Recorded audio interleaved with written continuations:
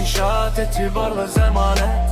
Sehranın ortasında bir menzil, bir yuva. Hayalları gerçeğidir, gelir bu devlet bize. Temeline koyulup dürüstlük her bir taşı.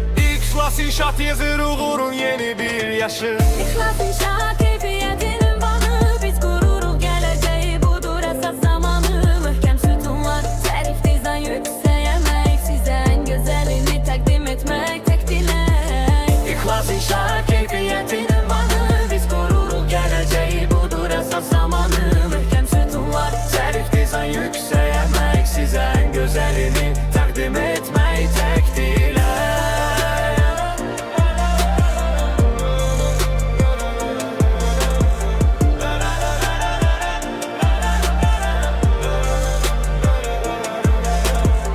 Zamanla yarışırıq